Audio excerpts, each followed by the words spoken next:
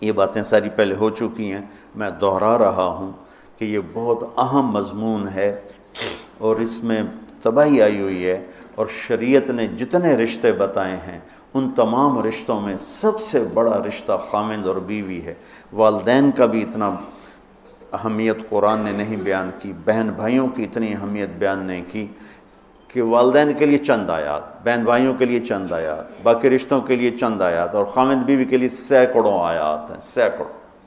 قرآن بھرا پڑا ہے کہ یہ رشتہ بچ جائے، چونکہ باقی رشتے ٹوٹتے نہیں، یہ ٹوٹ جاتا ہے۔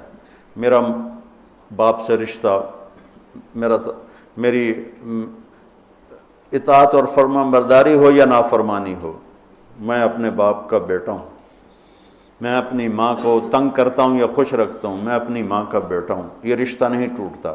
میری بھائی سے لڑائی ہے یا صلح ہے، یہ رشتہ نہیں ٹوٹتا، لیکن خامند بیوی کا رشتہ ٹوٹ جاتا ہے، ایک بول پہ ٹوٹ جاتا ہے۔ تو ایک بات رہ گئی تھی کہ لباس آدمی اپنی پسند کا خریدتا ہے۔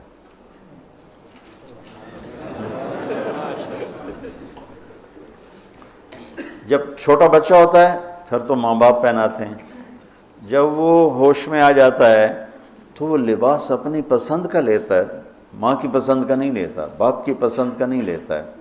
تو لفظ لباس میں اشارہ ہے کہ والدین کو چاہیے کہ شادی میں اپنی بیٹی اور بیٹے کی پسند کا خیال رکھیں۔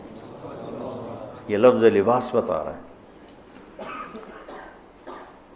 کہ جب ہم چھوٹے تھے ہمیں ماں باپ جو پہناتے تھے ہم پہن لیتے تھے، جب سے ہم نے شعور میں قدم رکھا ہے تو اب ہم اپنا لباس خود ہی خریدتے ہیں، چاہے وہ نیلا ہو، پیلا ہو، کالا ہو، سفید ہو۔ مجھے سفید پسند ہے، زندگی گزر گئی سفید کرتے شلوار میں۔ تو لباس میں اس بات کی طرف اشارہ ہے کہ لڑکے لڑکی کی پسند اور ناپسند کو دیکھا جائے۔ ہمارے معاشرے میں بیٹیوں سے تو پوچھتا ہی کوئی نہیں، اور بیٹوں پر بھی مسلط کرتے ہیں، ایتھے ہی کرنی ہے، بس ہمارا فیصلہ ہے۔ والدین سے کہتا ہوں اللہ کے واسطے، یہ اللہ نے شریعت نے حق رکھا ہے بچے کا، میں نے قبول کیا، لڑکا کہتا ہے، باپ تو نہیں کہتا ہے۔ تو جس نے کہنا ہے میں نے قبول کیا تو وہ قبول تو کرے۔ ایک صحابی نے آ کے عرض کی یا رسول اللہ میں نے وہ نکاح کا پیغام دیا ہے، تو آپ نے فرمایا تو نے وہ لڑکی کو دیکھا ہے؟ کہا جی نہیں۔ آپ نے کہا دیکھ لو، کہ تم نے زندگی گزارنی ہے، دیکھ لو۔ اتنی گنجائش رکھی ہے کہ لڑکا لڑکی بیٹھیں، آپس میں بیٹھیں، ایک دوسرے کو دیکھ لیں، بات چیت کر لیں، تو انہوں نے زندگی گزارنی ہے۔ تو ہمارا ماحول ہے کہ یہ بھی ہندو سے آیا ہوا معاشرہ ہے کہ وہ ذات پات میں پھنسے ہوئے تھے، بس ہم نے راجپوتوں میں کرنا اور کہیں نہیں کرنا، ہم نے جاٹوں میں کرنا اور کہیں نہیں کرنا، ہم نے ارائیوں میں کرنا اور کہیں نہیں کرنا، ہم یہ ہیں، ہم اس کے علاوہ اور کہیں نہیں کرتے۔ یہ پورے ہمارے ماحول میں ایک چیز رچی ہوئی ہے۔ کتنے بچے میرے پاس آتے ہیں، بچیوں کے فون آتے ہیں، ماں باپ زبردستی شادی کر رہے ہیں، میرا دل نہیں کر رہا لیکن وہ زبردستی کر رہے ہیں۔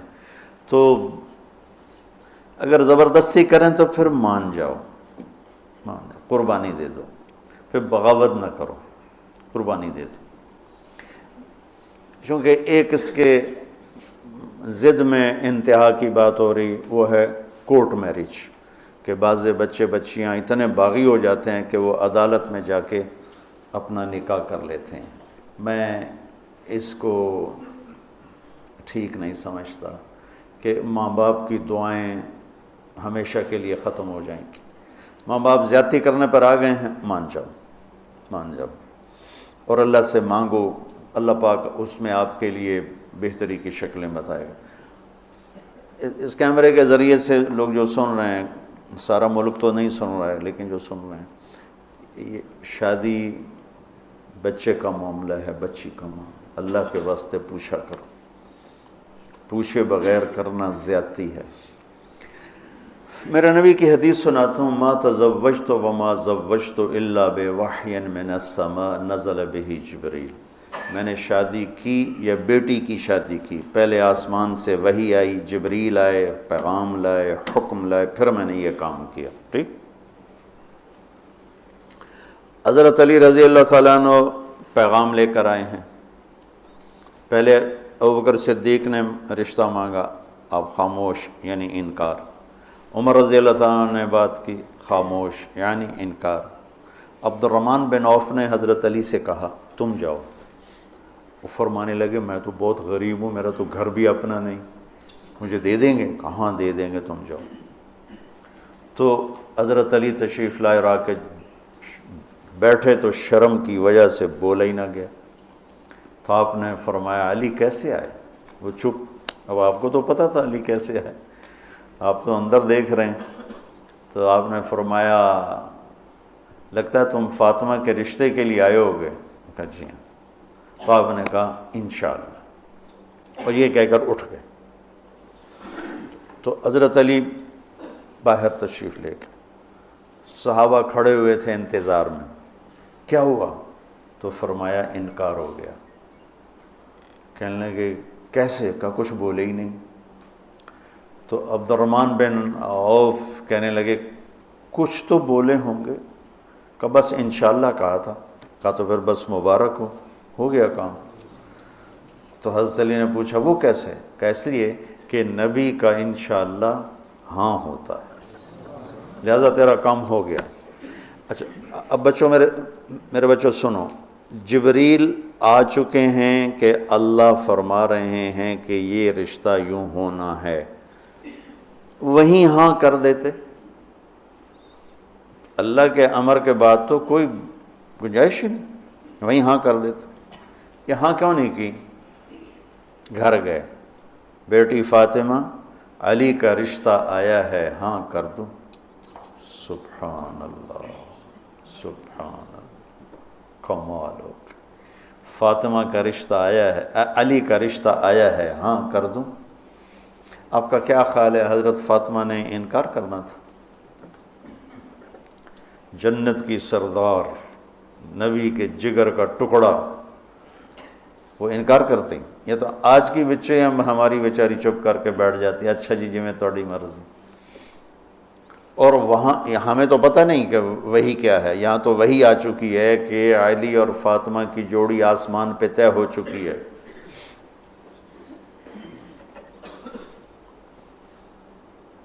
حضرت فاطمہ رضی اللہ تعالیٰ عنہ کے اقرار کے بعد آپ باہر تشریف لائے۔ وہیں اقرار کیوں نہیں کیا؟ ہمیں سبق دینا تھا کہ آسمان سے وحی بھی آئی ہو تو بھی بیٹی سے پوچھو۔ سبحان اللہ، سبحان اللہ، سبحان اللہ۔ آپ نے کہا علی بلاؤ لوگوں کو، تو وہ اس وقت مسجد بھر گئی ساری۔ تو آپ نے سامنے بٹھایا اور خود ممبر پہ کھڑے ہوئے اور فرمایا کہ لوگوں میرے پاس جبریل یہ پیغام لے کر آئے ہیں کہ میں اپنی بیٹی فاطمہ کا نکاح علی کے ساتھ کر دوں۔ پھر آپ نے خطبہ پڑھ کے فرمایا کہ علی میں نے 400 درہم کے عوض فاطمہ بنت محمد کو تیرے نکاح میں دیا، تو نے قبول کیا؟ تو انہوں نے کہا قبل، تو میں نے قبول کیا اور سجدے میں چلے گئے اور زور سے دعا مانگی، رب اوزعنی ان اشکر نعمتک التی انعمت علی وعلی والدی وان اعمل صالحا ترضاہ واصلح لی فی ذریتی انی تبت الیک وانی من المسلمین۔ یہ دعا مانگی اور اللہ کے نبی نے کہا آمین۔ آپ نے زور سے اوپر سے کہا آمین۔ پھر آپ نے سارے شرکائے نکاح کو شہد کا شربت پلایا اور کھجور کھلائی، شہد کا شربت اور کھجور کھلائی۔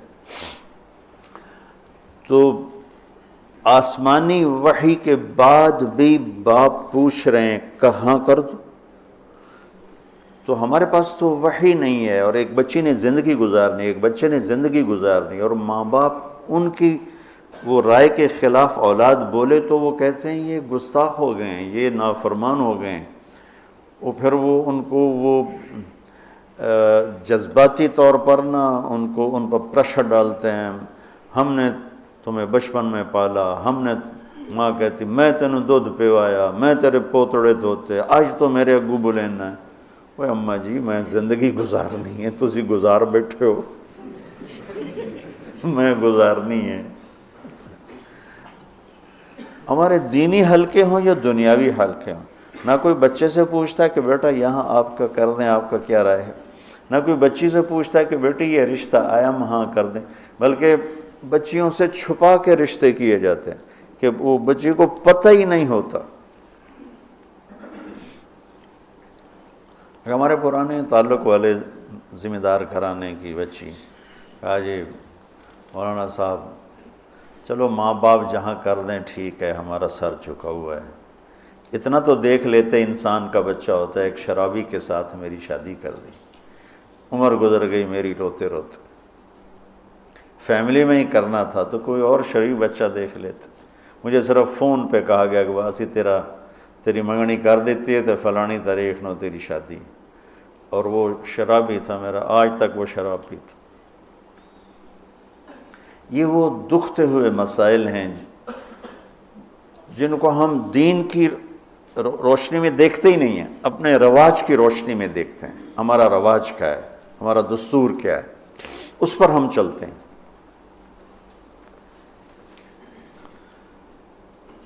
تو میرے نبی نے ہم عمر سے شادی کی، سودا، عمر سے بڑی سے شادی کی، خدیجہ، کم عمر سے شادی کی باقی ساری بیگمات، خاص طور پہ حضرت عائشہ، مطلقہ سے شادی کی زینب، بیوہ سے شادی کی خدیجہ، حفصہ، کنواری سے شادی کی عائشہ رضی اللہ تعالیٰ عنہ، مالدار سے شادی کی خدیجہ، غریب سے شادی کی جویریہ، باندی ہو کر آئی ہیں، ہمسر سے برابری میں شادی کی ام سلمہ، ام حبیبہ، اپنے خاندان میں شادی کی عائشہ، ام حبیبہ، ام سلمہ، یہ حفصہ، یہ قریش ہیں۔ خاندان سے باہر قوم میں شادی کی جویریہ، میمونہ، قوم سے بھی باہر یہود میں شادی کی صفیہ رضی اللہ تعالیٰ عنہ۔ یہ کتنی نسبتیں ایک عورت کی بن سکتی ہیں، ان سب میں میرے نبی نے شادی کی۔ اور آپ حیران ہوں گے، اپنی 3 بیٹیاں بنو امیہ کو دیں جن کے ساتھ جانی دشمنی، ابو العاص کو حضرت زینب، ابو العاص بن ربیع بن امیہ بن حرب، اور عثمان بن عفان بنو امیہ، تو پہلے حضرت رقیہ کا کیا، پھر ام کلثوم کا کیا، اور علی اپنے گھر کے تھے، خاندان کے تھے، تو ایک فاطمہ کا رشتہ ان کے ساتھ کیا۔ اور حضرت عثمان کے نکاح میں جب حضرت ام کلثوم کا بھی انتقال ہوا تو آپ نے فرمایا میری 100 بیٹیاں ہوتی اور اس طرح مرتیں، 100 کی 100 عثمان کے نکاح میں دیتا۔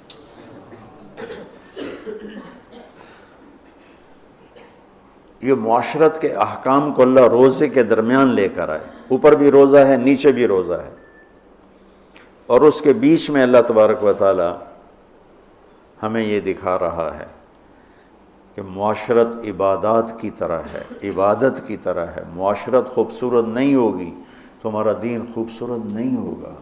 میں بیوی کو عزت نہیں دوں گا، دیکھو طنز کا بول ایسا جیسے کپڑے پھاڑ دینا، بے عزت کرنے کا بول ایسا جیسے کپڑے پھاڑ دینا۔ اور میں کتنا ہی پاگل ہو جاؤں غصے میں اپنا کرتا خود نہیں پھاڑتا ہوں، میں کسی کا کرتا تو پھاڑوں گا، اپنا نہیں پھاڑوں گا۔ تو میری بیوی میرا لباس ہے، مجھے غصہ چڑھا ہوا ہے،